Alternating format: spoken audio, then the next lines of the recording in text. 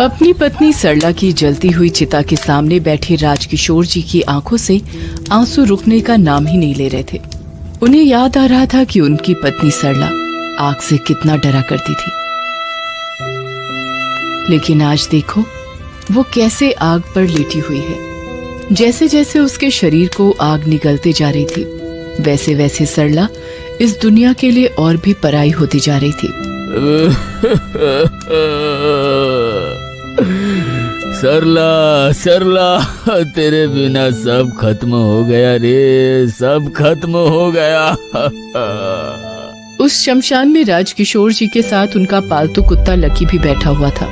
राजकिशोर जी की तरह उसकी आंखों में भी आंसू थे। चाहता तो वो भी था कि वो भी उनकी तरह कुछ बोले और अपनी मालकिन को याद करे, क्योंकि सरला जब तक रही एक माँ की तरह ही उसका ध्यान रखा, लेकिन वो बेजुबान क्या बोलता। तभी राजकिशोर जी ने लकी को गले से लगा लिया और रोते हुए कहा, लकी, हम अकेले हो गए रे, बिल्कुल अकेले हो गए। अब हम दोनों को कौन संभालेगा, कौन? लकी अपने मालिक को इस तरह रोते देख बेचैन हो रहा था। उसे समझ नहीं आ रहा था कि वो क्या करे। फिर भी उसने अपने दोनों पैरों को उठाया और अपने मालिक के आंसू पोंछने की कोशिश करने लगा। राजकिशोर जी ने जब उसे ऐसा करता देखा तो, अरे मेरे बच्चे, मैं जानता हूँ कि मुझे रोता देख तुझे अच्छा नहीं लग रहा है, लेकिन आज रो लेने दे मुझे, जी भर के रो लेने दे। 59 साल के राजकिशोर जी रेलवे में टीसी का काम करते हैं और वो बहुत ही ईमानदारी से अपनी ड्यूटी करते हैं। सालों से उनका एक नियम था कि वो 9:30 बजे भागलपुर एक्सप्रेस में जाते और फिर रात को लौटते। Ticket ticket. एक बहुत ही गरीब सी दिखने वाली महिला जिसकी गोद में एक छोटा सा बच्चा है, राजकिशोर जी ने जैसे ही उससे टिकट मांगा, वो उनकी ओर घूर घूर कर देखने लगी। अरे क्या हुआ, इस तरह क्यों देख रही हो? टिकट दिखाओ। टिकट तो नहीं है साहब। क्या मतलब टिकट नहीं है? तुम्हें पता है ना बिना टिकट के सफर करना गैर कानूनी है। साहब ये तो पता नहीं, लेकिन इतना पता है कि सारा कानून हम गरीबों के लिए है। उस महिला ने उन्हें बताया कि उसके पति की मौत शराब के कारण हो गई थी। खुद का और अपने दूध मुहे बच्चे को पालने के लिए वो ठेके पर मजदूरी का काम करती है, लेकिन ठेकेदार की उस पर बुरी नजर थी। उसने कई दिन तो बर्दाश्त किया, लेकिन आज जब वो हद पार करने लगा तो उसने उसके मुंह पर थप्पड़ मारा और वहां से भाग गई।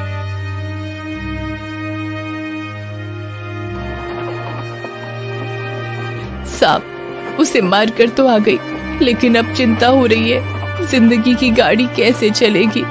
हाथ में 1 रुपए नहीं है साहब, टिकट कहाँ से लेती।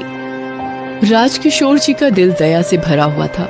उन्होंने कुछ पैसे उस औरत के हाथ में रखे और फाइन के पैसे भी उन्होंने ही भरे। वो महिला आंखों में आंसू लिए उन्हें देखती रह गई। एक बार की बात है, राजकिशोर जी ड्यूटी खत्म करके अपने घर लौट रहे थे। रात का समय था, तभी उनकी नजर कूड़ेदान के पास एक छोटे से पिल्ले पर गई। जब वो उनके पास से गुजरे तो वो पिल्ला उनके पीछे पीछे चलने लगा। पहले तो राजकिशोर जी को पता नहीं लगा, लेकिन जब उन्होंने पिल्ले की कूकू की लगातार आती आवाज को सुना तो पीछे मुड़कर देखा। अरे कितना छोटा है ये, और कितना प्यारा भी। राजकिशोर जी ने उसे अपनी गोद में उठा लिया और उसकी पीठ सहलाने लगे। उनके ऐसा करने पर वो पिल्ला अपनी आंखें मूंद लेता। राजकिशोर जी ने पास की दुकान से उसके लिए बिस्किट खरीदा और उसे देकर वहां से जाने लगे, लेकिन थोड़ी दूर जाने पर उन्होंने देखा कि वो पिल्ला अब भी उनके पीछे आ रहा है।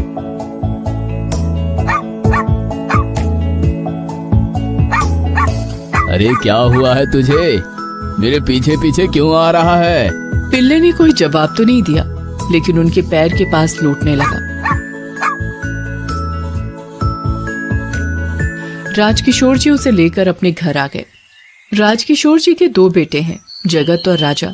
दोनों की शादी भी हो गई है। वे सभी अपने परिवार के साथ उनके साथ ही रहते हैं। उनके दोनों बेटे एक प्राइवेट कंपनी में अच्छे पद पर काम करते हैं।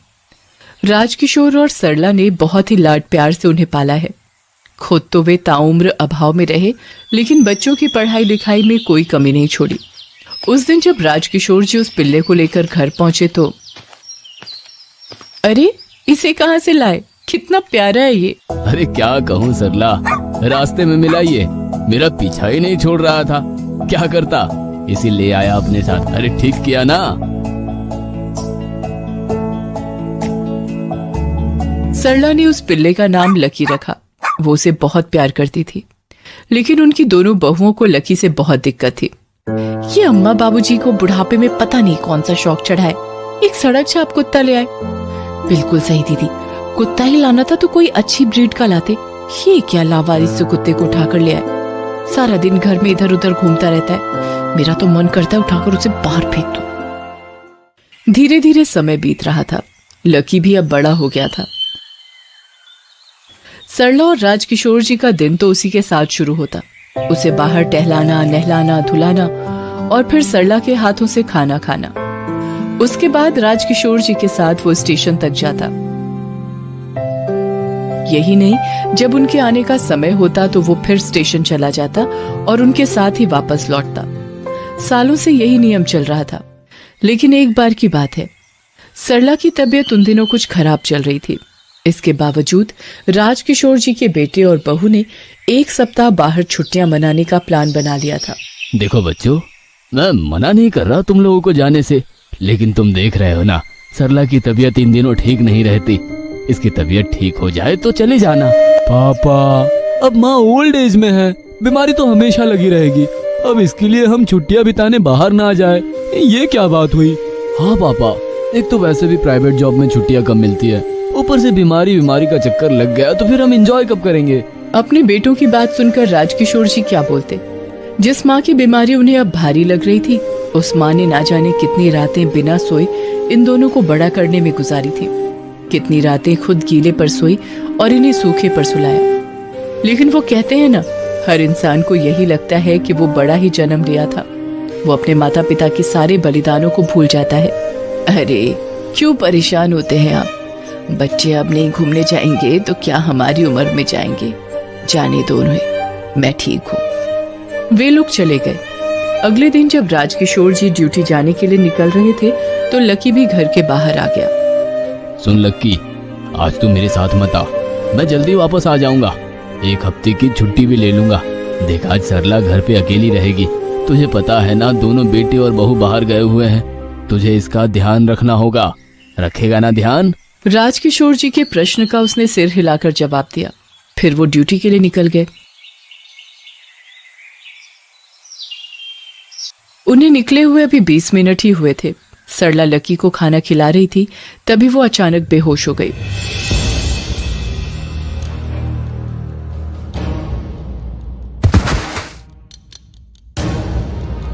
लकी ने जब उसे बेहोश देखा तो उसे समझ नहीं आया कि वो क्या करे क्या ना करे।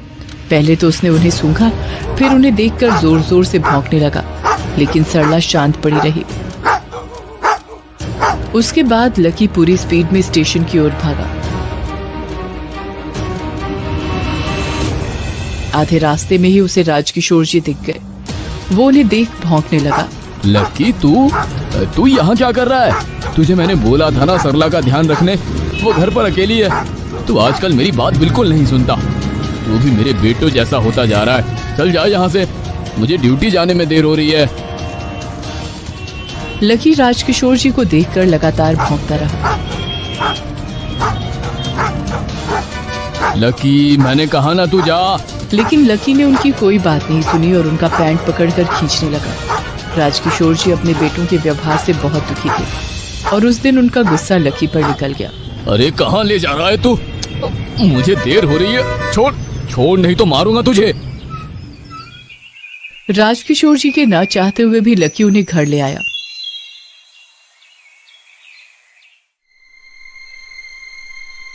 घर के अंदर आते ही उसने सरला को बेहोश देखा तो उन्हें अपनी गलती का एहसास हुआ। वो फौरन उसे अस्पताल ले गए। सरला को हार्ट अटैक आया था। डॉक्टरों ने उन्हें तुरंत एडमिट कर लिया और ऑपरेशन की तैयारी करने लगे। इस बीच राजकिशोर जी ने अपने बच्चों को फोन किया तो अरे छोड़ो ना बाबूजी की बात को, वो तो चाहते ही नहीं थे कि हम घूमने आए। अब आ गए हैं तो उन्हें खुजली मच रही है। कान खोलकर सुन लो, पूरी छुट्टियां बिताकर ही हम यहाँ से जाएंगे। उनके बेटे पूरी छुट्टियां बिताकर ही आए। सरला का ऑपरेशन हो गया था, लेकिन वो अब भी अस्पताल में ही थी। उनके बेटे और बहू सिर्फ एक दिन अपनी माँ से अस्पताल मिलने गए। देखो जगत, तुम्हारी माँ ना जाने कब तक अस्पताल में रहेंगी।